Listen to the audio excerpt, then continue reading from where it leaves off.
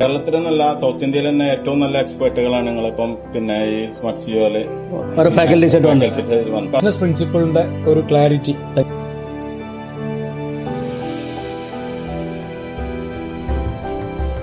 കാലഘട്ടത്തിനനുസരിച്ച് ഉള്ള മാറ്റങ്ങൾക്കനുസരിച്ചൊക്കെ ബിസിനസ്സിനെ എങ്ങനെ കൊണ്ടുപോകാന്നുള്ളതിനെ കുറിച്ച് ബിസിനസ് അപ്ഗ്രേഡ് ചെയ്യണമെങ്കിൽ ടെക്നോളജി അപ്ഗ്രേഡ് ചെയ്യാനുള്ള പോയിന്റാണ് എനിക്ക് പറയുന്നത്.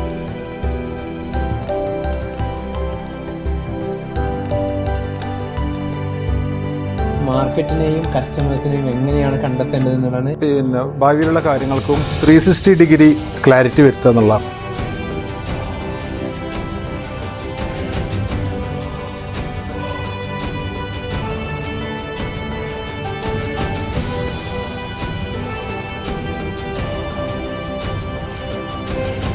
അവർക്ക് വളരെ സന്തോഷമാണ്. ഇതാണ് അവർക്ക് ആവശ്യം, ഇങ്ങനെയായിരുന്നു വേണ്ടത്, ഇത് ഇന്നലകളിൽ അറിഞ്ഞിരുന്നെങ്കിൽ എന്നും കൂടെ നന്നായിരുന്നു എന്നുള്ള രീതിയിലാണ് അവർ പറഞ്ഞത്. ഇതൊരു ഇന്റർനാഷണൽ കൺസെപ്റ്റാണ്. ഓക്കെ, ശരിക്കും നമ്മള് ഇന്ന് ഇപ്പോ പാഠ്യ പദ്ധതികളിലൊക്കെ മാറ്റങ്ങൾ വന്നു.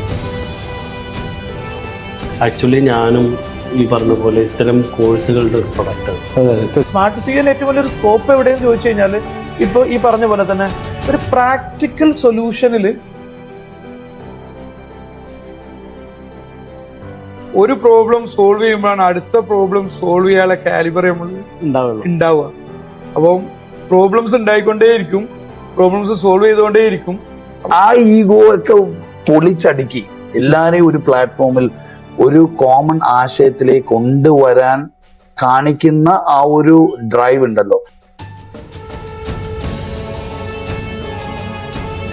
എപ്പോഴും ഇത്തരം ഒരു പ്ലാറ്റ്ഫോം നമ്മുടെ നാട്ടിൽ മിസ്സിംഗ് ആണ്.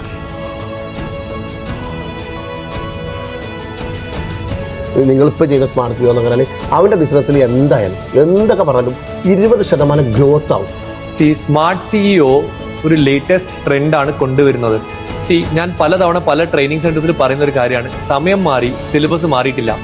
ഇപ്പോഴും കോളേജസിൽ അവർ ബുക്ക് കൊടുത്തിട്ട് കുറെ കാര്യങ്ങൾ പഠിപ്പിക്കും. അതിൽ 80% കാര്യങ്ങൾ ചിലപ്പോൾ പ്രാക്ടിക്കലി ഇന്നത്തെ ഇൻഡസ്ട്രിയിൽ ഉപയോഗിക്കാൻ പോലും പറ്റാത്ത കാര്യങ്ങളായിരിക്കും. ഇപ്പൊ സ്മാർട്ട് സിഇഒയിൽ ഞാൻ മനസ്സിലാക്കുന്നത് പ്രാക്ടിക്കൽ ട്രെയിനിങ് കൊടുക്കുമ്പോൾ അവർക്ക് ശരിക്കുള്ള ഇൻഡസ്ട്രിയിൽ കയറി കഴിഞ്ഞാൽ എന്ത് പ്രശ്നങ്ങൾ വരും, അതെങ്ങനെ ഫേസ് ചെയ്യാൻ പറ്റും in all angles. Entrepreneurship is not a position. Entrepreneurship is a spirit. Entrepreneurship is a gut feeling. അവർ ഫിനാൻസിൽ ഭയങ്കര മിടുക്കരായിരിക്കും, പക്ഷെ HR വീക്ക് ആയിരിക്കും. അപ്പം നമുക്ക് എല്ലാത്തിനെ കുറിച്ചും ഒരു അറിവ് കിട്ടണം എന്നുള്ളൊരു ആരോ പറഞ്ഞ പോലെ ഒരു സർജറി ചെയ്യുമ്പോൾ ഒരു ഡോക്ടർ അതിൽ മാത്രം നോക്കിയാൽ മതി. പക്ഷെ ഒരു വണ്ടി ഓടിക്കുന്ന ഒരാള് അതിൽ കൂടെ വരണ്ട്, ഇതിൽ കൂടെ വരണ്ട്, ഏതിൽ കൂടെ എങ്ങനെ വേണേ വരാം, എല്ലാത്തിലും നമ്മൾ we need to open our eyes എന്ന് പറഞ്ഞ പോലെ തന്നെയാണ് ബിസിനസ്സുകാർ.